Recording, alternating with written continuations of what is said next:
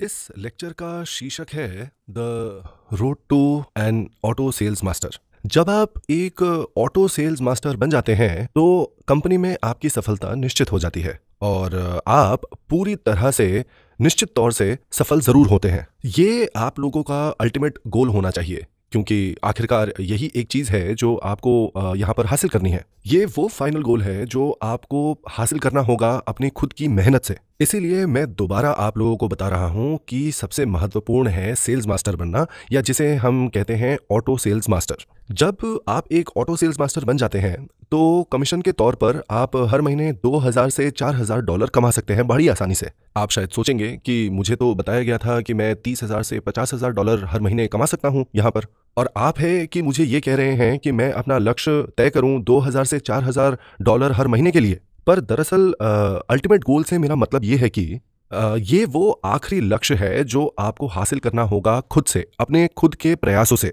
अब इसके बाद का जो कुछ भी है वो आपको अपने आप ही मिलता चला जाएगा यहाँ पर। तो मेरा कहना यह है कि अगर सोचिए आपको डायमंड मास्टर बनना है, अपने अकेले के प्रयासों से इसे हासिल करना बहुत ज़्यादा मुश्किल होगा आपके लिए। इसके बजाय आपको एक ऑटो सेल्स मास्टर बनने की बहुत ज़्यादा ज़रूरत है।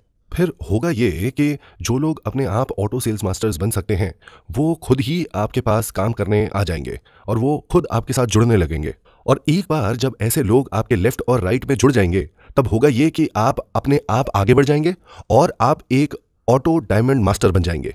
इसीलिए जो आपके लिए सबसे ज़्यादा ज़रूरी है करना वो ये कि आप अपना मुख्य लक्ष्य बनाइए एक ऑटो सेल्स मास्टर बनने का। मैं फिर से दोहराता हूं कि ये बहुत ज़्यादा ज़रूरी है। तो अब ऑटो सेल्स मास्टर बनने के लिए क्या करना पड़ेगा? आपको 2.5 मिलियन पीवीज अर्जित करने होंगे और ये आपको अपने लेफ्ट साइड और राइट साइड दोनों तरफ करना है।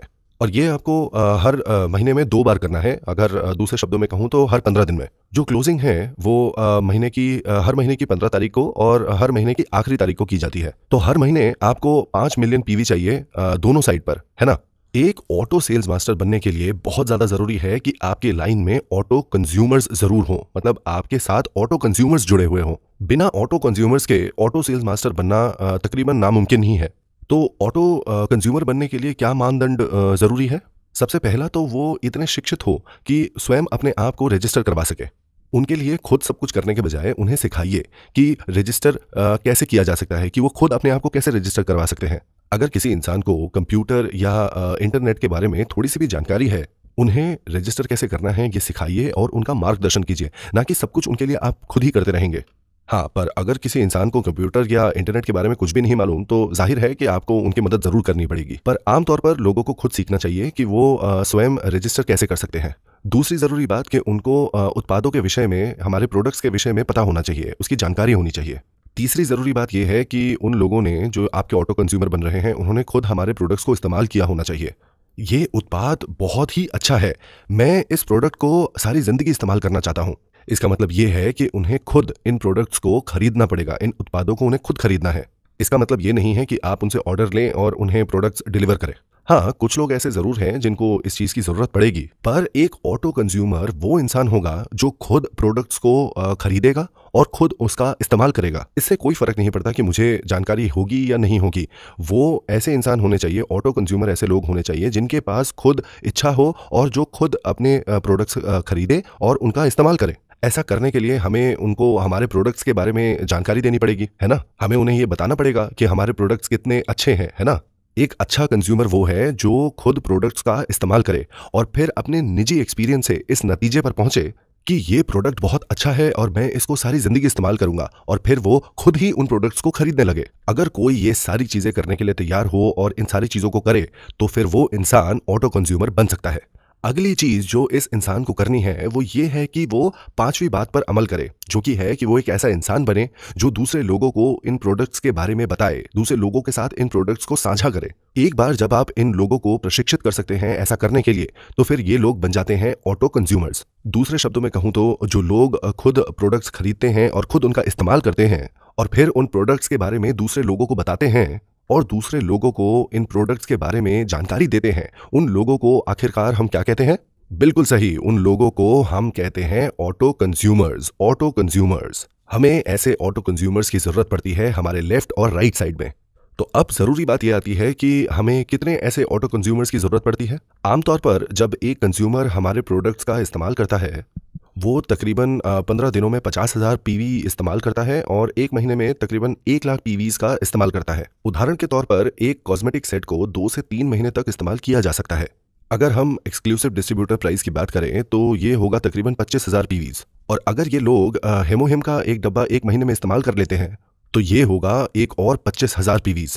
इसके बाद अगर हम टूथब्रश या टूथपेस्ट या और भी दूसरे प्रोडक्ट्स को जोड़ने लगे तो फिर ये तकरीबन कुछ और 1000 पीवीज़ ज़रूर बन जाएंगे जो कि हमारे खाते में जुड़ जाएंगे। एक कंज्यूमर इन प्रोडक्ट्स का इस्तेमाल तो ज़रूर करेगा, पर उसके परिवार में दूसरे सदस्य भी तो है ना? तो वो जो दूसरे परिवार के सदस्य हैं वो भी इन प्रोडक्ट्स का इस्तेमाल तो करेंगे ही ना। पर हाँ, कुछ केसेस ऐसे भी हैं जहाँ पर एक परिवार में सिर्फ एक ही महिला है, पर कुछ परिवार ऐसे भी तो होंगे जहां पर बेटियां, माएं, बहनें सब एक साथ रहते हैं और वो इन प्रोडक्ट्स को एक साथ इस्तेमाल करेंगे। अमूमन एक परिवार एक सेट जरूर इस्तेमाल करेगा, फिर 4 सेट खरीदे जाते हैं एक एक्सक्लूसिव डिस्ट्रीब्यूटर प्राइस पर, जो बन जाएगा अपने आप में 25,000 पीवीज़, और फिर हेमोहिम का और जुड़ जाएगा 25,000 पीवीज़, तो कुल मिलाकर 50,000 पीवीज़ तैयार हो जाएंगे, है कि नहीं? और अगर कोई परिवार दूसरे प्रोडक्ट्स का भी इस्तेमाल करता है, जो हमारे पास है, जो हमारी कंपनी के दूसरे प्रोडक्ट्स हैं, अगर वो उनका भी इस्तेमाल करता है तो वो भी और 50,000 पीवीज़ बन ही जाएंगे। तो जब एक परिवार जिसके पास प्रोडक्ट्स, जानकारी और निजी एक्सपीरियंस होगा, तब वो 1 लाख पीवीज़ के प्रोडक्ट्स हर महीने इस्तेमाल कर ही लेंगे। चलिए अब ये मान लेते हैं कि आपको एक महीने में एक परिवार से 1 लाख पीवीज़ मिलते ही हैं। तो अब अगर आपको 5 मिलियन पीवीज़ की ज़रूरत है, अगर आपको 5 मिलियन पीवीज़ अर्जित करने हैं, तो आपको कितने लोगों की ज़रूरत पड़ेगी? 50 लोगों की। सही कहा ना मैंने? 50 लोगों की ज़रूरत पड़ेगी आपको। अब मैं जो यहाँ 50 लोगों की बात कर रहा हूँ, मैं सिर्फ रजिस्टर्ड मेंबर्स या रजिस्टर्ड सदस्यों की बात नहीं कर रहा हूँ। यहाँ मैं जिन लोगों की बात कर रहा हूँ उन्हें अच्छी तरह से प्रशिक्षित किया गया है और वो खुद की खरीदारी करने में पूर्णतः सक्षम है। एक बार जब आपको ऐसे लोग मिल जाएंगे तो आप ऑटो सेल्स मास्टर बहुत जल्द बन सकते हैं। तो अगर आपके पास 50 ऑटो कंज्यूमर्स हैं तो आप हर 15 दिन में 2.5 मिलियन पीवीज़ अर्जित कर सकते हैं, और इसका मतलब ये है कि आप बड़ी आसानी से ऑटो सेल्स मास्टर बन सकते हैं। पर सोचने वाली बात यहाँ पर यह है कि ये लोग जो हैं, ये सोचिए, मान लीजिए इस महीने 6 मिलियन पीवी बना सकते हैं, ऐसा भी तो हो सकता है कि ये अगले महीने 4 मिलियन पीवीज़ ही बना पाए, है कि नहीं? तो यहाँ पर आपको अपनी संभावनाएं बढ़ाने की जरूरत है। सोच कर देखिए, 50 ऑटो कंज्यूमर्स के बजाय अगर आपके पास 100 ऑटो कंज्यूमर्स हो तो फिर क्या होगा? आप लगातार बार बार हर महीने ऑटो सेल्स मास्टर जरूर बन सकते हैं। तो अगर आपके पास 100 ऑटो कंज्यूमर्स हैं दोनों साइड में, लेफ्ट में भी और राइट में भी, तो कुल मिलाकर आपके पास अब हैं 200 लोग जो रजिस्टर्ड मेंबर्स हैं, रजिस्टर्ड सदस्य हैं और खुद अपनी खरीदारी करने में सक्षम हैं। और इस वजह से आप ऑटो सेल्स मास्टर जरूर बनेंगे, जो हर महीने 2,000 से 4,000 डॉलर जरूर कमाएगा। मैं आपको ये बात बता दूं कि अगर आप इस लेवल तक पहुंच गए तो आप एटोमी में जरूर सफलता हासिल करेंगे। आपके 2,000 से 4,000 डॉलर कमाने तो निश्चित है। अब चाहे आप कहीं छुट्टियां मनाने गए हुए हों या आप किसी कारणवश किसी अस्पताल में भर्ती हुए हैं, सिर्फ एक ऑटो सेल्स मास्टर बनने से आपके 2,000 से 4,000 डॉलर तक की कमाई तो निश्चित हो जाएगी। अब बताइए, क्या आप हार मान जाएंगे या आप इसे और ज्यादा करना चाहेंगे? बताइए। असल में जब आप इस स्तर तक पहुंच जाएंगे, जब आप इस लेवल तक पहुंच जाएंगे, तब आपको इस बिजनेस में बहुत मजा आने लगेगा। अगर एक इंसान को किसी चीज में बहुत मजा आ रहा है तो वो लगातार उसके बारे में बात करता है कि नहीं? हाँ बिल्कुल, वो यही करता है, वो बार बार उस चीज के बारे में बात करता रहता है। अब जब आप 2,000 से 4,000 डॉलर प्रति माह कमा रहे होंगे तो आपके डाउनलाइंस क्या कुछ नहीं कमा रहे होंगे? नहीं, ऐसा बिल्कुल भी नहीं है। आपके कुछ डाउनलाइंस 200 डॉलर कमाएंगे और कुछ डाउनलाइंस ऐसे होंगे जो 400 से 600 डॉलर भी कमाएंगे। एक परिवार की कमाई में 500 डॉलर की बढ़त होना, ये एक बहुत बड़ी बात होती है।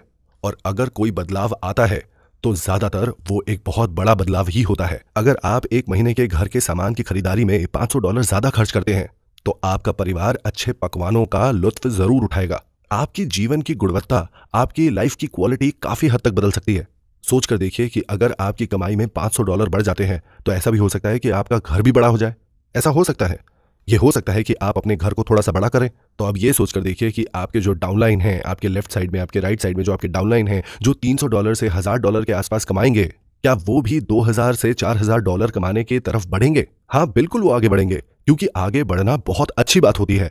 एकदम शुरुआती दौर में बहुत सारा पैसा कमाना हमेशा दरअसल बहुत अच्छी बात नहीं होती है। ये कुछ ऐसा बिजनेस नहीं है या ऐसा कोई काम नहीं है जहां आपको हर दिन समय पर ऑफिस जाना पड़ेगा। आप अपनी मर्जी से अपने समय का इस्तेमाल कर रहे हैं और ना ही आपको बहुत ज्यादा बड़े किसी निवेश की जरूरत है। और ऐसा भी नहीं है कि इस व्यवसाय में आप बहुत बड़ा कोई जोखिम उठा रहे हैं। तो आप मुझे बताइए कि ऐसी परिस्थिति में कौन ऐसा इंसान होगा जो कुछ हजार डॉलर नहीं कमाना चाहता होगा।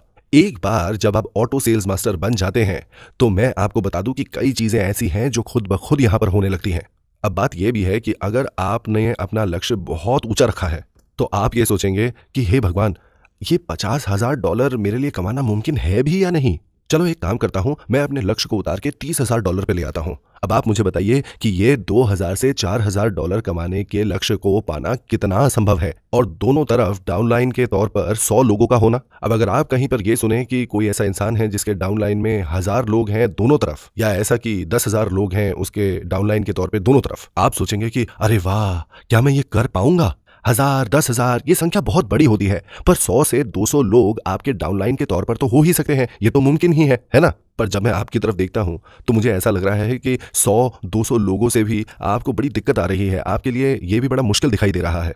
हालांकि ये 100-200 लोगों को ढूंढने का एक तरीका होता है, ये मुश्किल नहीं है। क्यों?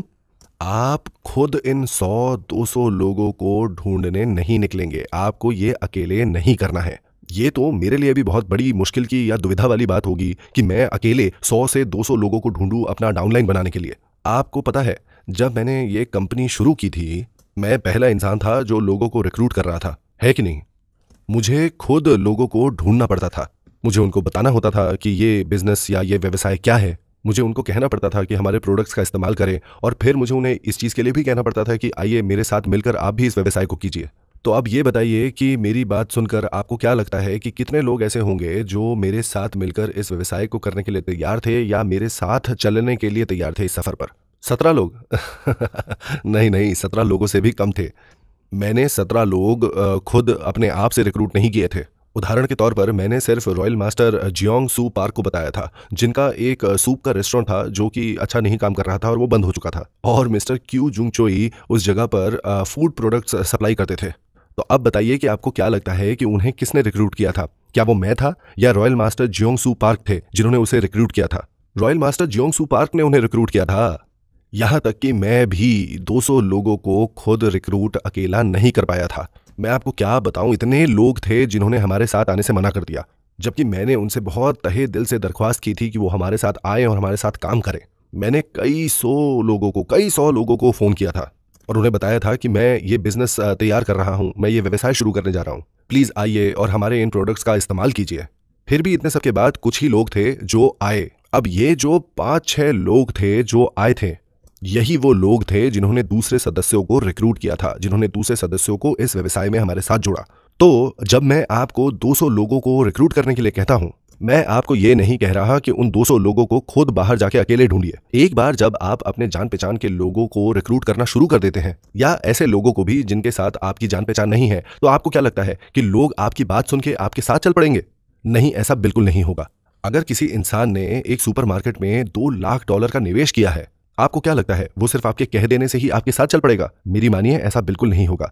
वो इंसान तब तक आपके पास नहीं आएगा जब तक वो हार नहीं जाता, या फिर उसके पास जब तक आपके लिए वक्त नहीं निकल आता। दरअसल ज्यादातर लोग ऐसे ही होते हैं। आप सारी रात सोचते रहते हैं अपने व्यवसाय के बारे में उन्हें बताने के लिए, और जब आप उन्हें बताते हैं तो फिर वो मना कर देते हैं, और फिर आप सोचते हैं मुझे मालूम था यही होने वाला था। उस इंसान ने आपको मना कर दिया ये करने से क्योंकि उसके पास कोई वजह थी ये ना करने की। पर आप शायद सोचेंगे कि ये बिजनेस या ये व्यवसाय बहुत मुश्किल है करना। एटमी जैसे व्यवसाय को करना हर किसी के बस की बात नहीं है। सोचकर देखिए, इस देश को कौन लीड करेगा? स्कूल करेंगे क्या? अगर दूसरे शब्दों में कहूं तो ये व्यवसाय हर कोई नहीं कर सकता है। कुछ लोग ऐसे होंगे जिनको ये व्यवसाय करना ही है। हमारा काम है ऐसे लोगों को ढूंढ कर निकालना। और जब आप लोगों को मनाने लगते हैं तब ये बहुत ज्यादा थकाने वाला काम हो जाता है। आप बहुत जल्दी थकने लग जाते हैं। तो मेरा सुझाव ये है कि इस बारे में बहुत ज्यादा मत सोचिए और उन्हें बस इस व्यवसाय के बारे में बता दीजिए, उन्हें बस जानकारी दे दीजिए। बस इस व्यवसाय के बारे में बताइए, और फिर क्या होगा? जो लोग इस व्यवसाय को करना चाहते हैं वो खुद ब खुद सामने आने लगेंगे। अब सबसे अच्छा तरीका क्या है इस व्यवसाय के बारे में उन्हें बताने के लिए? यही कि उन्हें 1 डे सेमिनार, 1 दिन के सेमिनार के लिए आमंत्रित कीजिए, या फिर उन्हें सक्सेस एकेडमी में आमंत्रित कीजिए। आप उन्हें ये कह के आमंत्रित कर सकते हैं कि आप आइए और इसके बारे में सुनिए। अगर वो पूछे कि ये किस बारे में है तो उन्हें सब कुछ विस्तार में समझाने की कोशिश मत कीजिए। बस उन्हें इतना कह दीजिए कि मैं लेक्चर से बहुत आश्चर्यचकित हो गया था, मेरे पास तो शब्द ही नहीं है वो सब कुछ समझाने के लिए। वो सच में एकदम ही अद्भुत अनुभव था। आप खुद ही वहां जाकर इसके बारे में क्यों नहीं पता लगा लेते? आप वहां जाइए और सुनिए और पता लगाइए कि क्या ये करने लायक है भी या नहीं। और अगर ये करने लायक नहीं है तो आकर आप मुझे भी विश्वास दिलाइए कि ये करना नहीं चाहिए मुझे। अगर आप लोग उन्हें ऐसे कहेंगे कि हम साथ में जाएंगे और साथ में ही फैसला लेंगे, इनमें से कुछ लोग ऐसे जरूर होंगे जो सोचेंगे, अरे वाह, यही तो वो चीज है जिसे मैं इतने वक्त से ढूंढ रहा था। तो जहां एक तरफ आपकी इस बारे में सिर्फ दिलचस्पी हो सकती है, कुछ लोग ऐसे भी हो सकते हैं जो इस चीज को कितने वक्त से ढूंढ रहे हैं, इसकी तलाश कर रहे हैं और वो इस व्यवसाय को करना ही चाहते हैं। और उनमें से कुछ लोग ऐसे भी होंगे जिनकी विचारधारा बिल्कुल ही अलग होगी। उन्हें खुद इसके बारे में मालूम ही नहीं होगा। ये वो लोग होंगे जिनको विश्वास ही नहीं होगा कि ये व्यवसाय इतना अच्छा या इतना बढ़िया हो सकता है। इसका मतलब है कि ऐसे भी लोग हैं जिनके अंदर की प्रतिभा अभी तक उजागर ही नहीं हुई है। उनकी प्रतिभा को आज तक कोई ढूंढ ही नहीं पाया था, पर जब उनको एटमी जैसा बिजनेस मिलता है तो उनकी प्रतिभा तीव्र गति की नदी की तरह बहने लगती है। मैंने एक बार ये कहानी सुनी थी। किसी ने सोचा कि मैं कोशिश करूंगा ऑफिस में पहुंचने वाला सबसे पहला बंदा मैं हूं। तो वो बहुत सुबह सुबह ऑफिस पहुंच गया और उसने देखा कि बाकी सब लोग वहां पे पहले से ही मौजूद थे। अगले दिन वो 1 घंटे और पहले आया, पर आकर देखता है कि लोग अभी भी वहीं पर ही है। उसने सोचा कि अरे यार, ये लोग तो सच में बहुत जल्दी आते होंगे। अगले दिन वो और भी ज्यादा जल्दी आया, पर अभी भी उसने देखा कि लोग पहले से ही मौजूद थे। उसने फिर किसी से पूछा कि अरे तुम लोग आते कितने बजे हो यहां पर? उन्होंने जवाब दिया, अरे भाई, हम तो कल रात घर वापस ही नहीं गए थे। इसका मतलब कि उन्होंने सारी रात जाकर काम किया। इन लोगों की तरह आपको भी कभी कभार अपनी जिंदगी में ऐसा जुनूनी होना पड़ता है अपनी सफलता को हासिल करने के लिए। आपकी आंखों में एक तरह की आग होनी चाहिए। अगर आप ऐसा करते हैं तो सफलता अर्जित करना आसान हो जाता है। कभी कभार ऐसे लोग होते हैं जो सोचते हैं कि पता नहीं मैं ये कर सकता हूं या नहीं, बहरहाल चलो पता लगाता हूं, कोई और है जो इसे कर सकता है। दूसरे लोगों से भी बात करके देख लेते हैं कि क्या वो ये करना चाहते हैं या नहीं। ये लोग ज्यादातर इसी तरीके से बात करते हैं या इसी तरीके से व्यवहार होता है इनका। पर कभी कभार पूरी तरह किस्मत के खेल से ये लोग किसी जबरदस्त इंसान से टकरा जाते हैं। आपको पता है, ज्यादातर लोग ये सोचते हैं कि उन्हें जो वो कर रहे हैं उसमें बहुत अच्छा होना चाहिए, तो वो सोचते हैं कि मैं इसमें अच्छा नहीं हूं या मैं वो अच्छी तरह से नहीं कर सकता, और हर चीज का दोष वो अपने ऊपर ले लेते हैं। पर दरअसल किसी की सफलता की अगर बात करें तो उसकी काबिलियत जो है उसका मूल्य सिर्फ 1% ही होता है। ये बात सच है कि आप अपने निजी संबंधों से सफलता को हासिल नहीं कर सकते हैं। मुझे एक बात बताइए कि कहीं पर अगर 1000 लोग खड़े हैं तो आप उनमें से कितने लोगों को उसी वक्त या अपने निजी तौर पर पहचानते होंगे?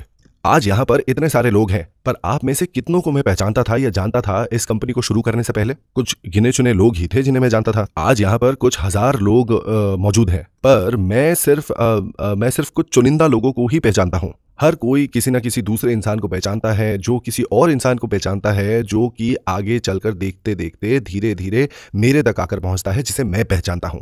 इसीलिए मैं ये कह रहा हूं कि आप सिर्फ अपनी काबिलियत पे या सिर्फ अपने जान पहचान के लोगों के दम पर ही सफलता को हासिल नहीं कर सकते हैं। पर हाँ, अगर आपके पास काबिलियत है तो आपको ये व्यवसाय जरूर करना चाहिए। क्यों? सिर्फ हर महीने की तनख्वाह लेकर अपनी काबिलियत को सीमित मत कीजिए। इसी वजह से इस व्यवसाय को कीजिए और अपनी काबिलियत के साथ साथ अपने जीवन को भी बड़ा बनाइए। और वो लोग जिन्हें लगता है कि उनके पास किसी भी तरह की कोई काबिलियत नहीं है, आपको भी ये व्यवसाय करना ही चाहिए। क्यों? मैं बताता हूं। आप बिना किसी काबिलियत के और क्या काम करेंगे? आप कुछ और करके अपनी जीविका अर्जित तो नहीं कर पाएंगे। तो अगर आपको लगता है कि आपके अंदर किसी भी तरह की कोई काबिलियत नहीं है तो आपको तो एटमी जरूर करना चाहिए। चलिए मान लीजिए आप आधे समझदार इंसान हैं। ज्यादातर होगा ये कि आपके आसपास के लोग भी आधे समझदार ही होंगे। आधे समझदार यहाँ पर और कुछ आधे समझदार यहाँ पर, और फिर ठीक उनके पास थोड़े से समझदार यहाँ पर भी आधे समझदार, और कुछ समझदार आधे आधे यहाँ पर भी। और ये आधे आधे समझदार मिलकर पूर्णतः समझदार बन जाएंगे। ये इंसान सोचेगा कि अरे वाह, क्या बढ़िया बिजनेस है ये। जो पूरे समझदार होते हैं उनके पास सिर्फ काबिलियत ही नहीं होती, उन लोगों का बहुत बड़ा पर्सनल नेटवर्क भी होता है। इनमें से कुछ पूरे समझदार लोग जो हैं वो जैसे कि अंतर्राष्ट्रीय खिलाड़ी हो सकते हैं। बहरहाल, अगर आप एटमी का बिजनेस करते हैं तो मैं आपको बता दूं कि आपको सफलता जरूर मिलेगी। आपको करना क्या है? आपको इसमें लगे रहना है। आपको इसमें तब तक लगे रहना है जब तक आप एक पूरे समझदार तक पहुंच ना जाते हो। क्या आपको ये बात पता है कि नेटिव अमेरिकन्स कभी अगर रेन डांस करें तो बारिश ज़रूर होती है? ऐसा इसलिए क्योंकि वो तब तक नहीं रुकते जब तक बारिश शुरू नहीं हो जाती। अब हमें पूर्वानुमान या पक्षपात नहीं करना चाहिए इस बात पर कि कोई इंसान इस व्यवसाय को करना चाहेगा या नहीं करना चाहेगा। कानूनी नियमों में इसे पक्षपात करना कहते हैं। उदाहरण के तौर पर मान लीजिए कि कोई इंसान चोर की तरह दिखता हो। अगर ये इंसान कोर्ट में जाता है किसी मुकदमे के लिए, उसे ज़्यादातर उस गुनाह के लिए गुनहगार ठहरा ही दिया जाएगा। एक स्टडी की गई थी ये देखने के लिए कि ठीक इन्हीं परिस्थितियों में एक खूबसूरत महिला के साथ क्या होता है। ज़्यादातर इन खूबसूरत महिलाओं को कम जुर्माना भरना पड़ा कम खूबसूरत लड़कियों के मुकाबले। इन खूबसूरत महिलाओं के चांसेस ज़्यादा थे कि उन्हें गुनहगार नहीं घोषित किया जाएगा। क्यों? ज़्यादातर जज जो थे वो पुरुष थे और उन्होंने पहले से ही इस पे निर्णय ले लिया कि इतनी खूबसूरत महिला जो है इतने घिनौने कार्य और ऐसी वारदातें नहीं कर सकती है, और उन्हें भरोसा था कि ऐसा हो ही नहीं सकता। तो वो इस निष्कर्ष पर पहुंचे कि ये महिलाएं गुनहगार नहीं हैं। इसीलिए आपको पूर्वानुमान नहीं लगाना चाहिए कि कोई इंसान इस व्यवसाय को करेगा या नहीं करेगा। ये वो चीज़ है जिसका फैसला वो इंसान खुद ही लेगा। इसे कहा जाता है लॉ ऑफ ओन माइंड। आइए एक साथ कहते हैं, the law of own mind. कौन फैसला करता है कि कोई इंसान कुछ करेगा या नहीं? वो खुद फैसला करेगा। वो खुद फैसला करेगा। बिल्कुल सही। सारी रात के जद्दोजहद के बाद आप आखिरकार हिम्मत जुटाकर किसी को इस व्यवसाय के बारे में बताते हैं ये सोचकर कि वो इसे जरूर करेगा, पर बदले में क्या सुनते हैं? भाई ये तेरे साथ क्या हो गया? सच मानिए ऐसे लोग हैं। या आप शायद ये सोच सकते हैं कि मुझे नहीं लगता है कि ये इंसान इस व्यवसाय को करेगा, पर चलो इसे बताने में कोई हर्ज तो नहीं है, चलो बता ही देता हूं। और शायद उसका जवाब हो, अरे यही तो वो व्यवसाय था जिसको मैं इतने वक्त से ढूंढ रहा था। फिर से कौन इस फैसले को लेता है कि वो ये करेंगे या नहीं? वो खुद लेंगे ये फैसला। और किसका दिमाग फैसला लेता है उन्हें बताने का? आपका खुद का दिमाग। एक बार जब आप लॉ ऑफ ओन माइंड को समझ जाते हैं, आप पूर्णतः सेल्स के मास्टर बन जाएंगे। आपको अपने काम में कोई परेशानी या कोई भी दिक्कत नहीं आएगी। फिर लोग किस चीज के ऊपर इतना ज्यादा परेशान होते हैं? मुझे क्या कहना चाहिए? अगर मैं इसके बारे में बात करूंगा तो उन्हें कैसा लगेगा? यही कुछ सवाल है जिसके ऊपर आपके रातों की नींद उड़ जाती है। फिर वो लोग सुबह नींद से जागेंगे और पहली चीज सोचेंगे, अरे यार ये सेल्स का काम तो बहुत ज्यादा मुश्किल है। उन्होंने अभी तक कुछ किया नहीं है और वो पहले से ही चिंतित थे, ये बात सोचकर कि दूसरा इंसान उनके बारे में या उनके व्यवसाय के बारे में क्या सोचेगा। सच कहूं तो ऐसा व्यवहार किसी भी व्यवसाय के लिए मददगार साबित नहीं होता है। इस बात की बिल्कुल फिक्र मत कीजिए कि दूसरा इंसान क्या सोचेगा। सिर्फ जाकर उनसे बात कीजिए, क्योंकि वो इंसान ऐसा है जिसको इस बारे में सोचने की ज्यादा जरूरत है, आपको नहीं। अगर आप किसी इंसान को इस बारे में नहीं बताएंगे, इस व्यवसाय के बारे में नहीं बताएंगे और बस सोचते रहेंगे कि वो इसके बारे में क्या सोचेगा, तो ये आपके किस काम का होगा? इसके बजाय हर किसी से बात कीजिए।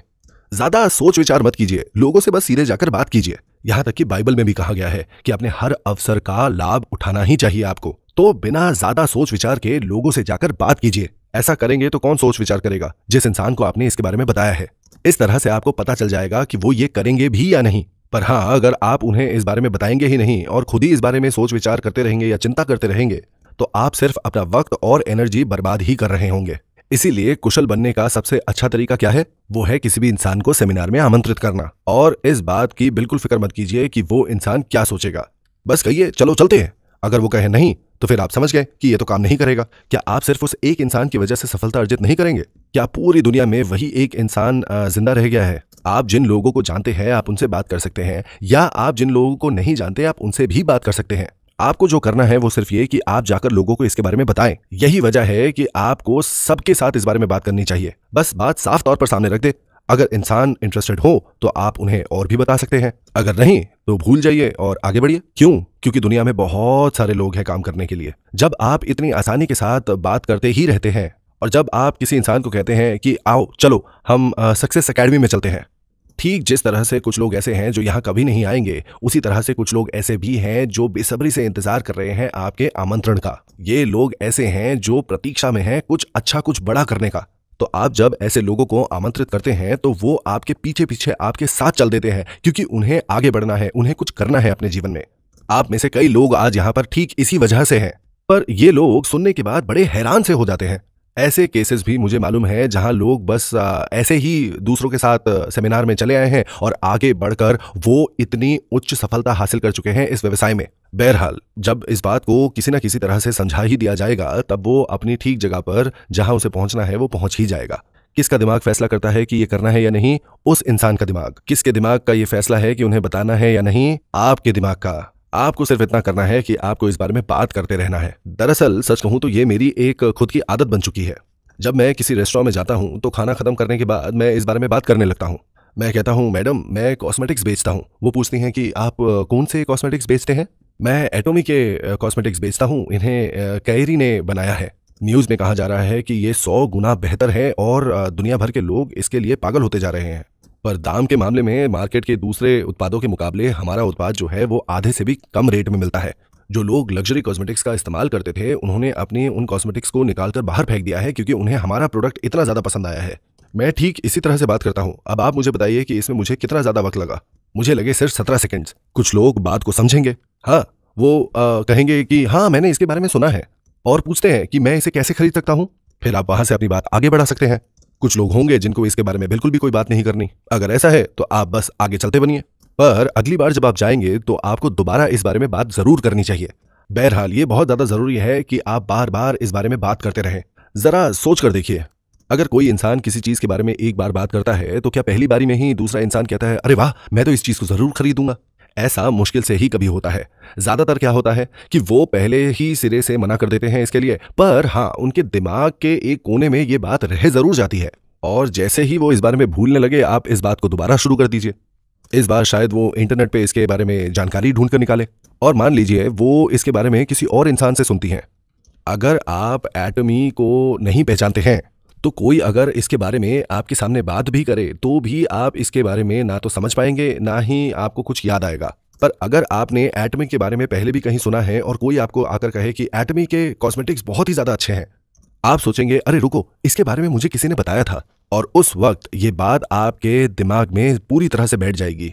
वो इंसान जिसको आपने कहा था कि ये बहुत अच्छा है और उसने उस वक्त आपकी बात नहीं मानी, किसी और के मुंह से इसके बारे में सुनने के बाद शायद आपके पास आए और कहे क्या मैं उन कॉस्मेटिक्स को देख सकती हूं जिसके बारे में आप पहले बात कर रहे थे? तो आपको कोई भी अवसर नहीं गंवाना चाहिए और जब मौका मिले तब इसके बारे में बात कर लेनी चाहिए। तो फिर किसी ऐसे इंसान को ढूंढिए जो उन्हें आपका डाउनलाइन बनाने में सक्षम हो।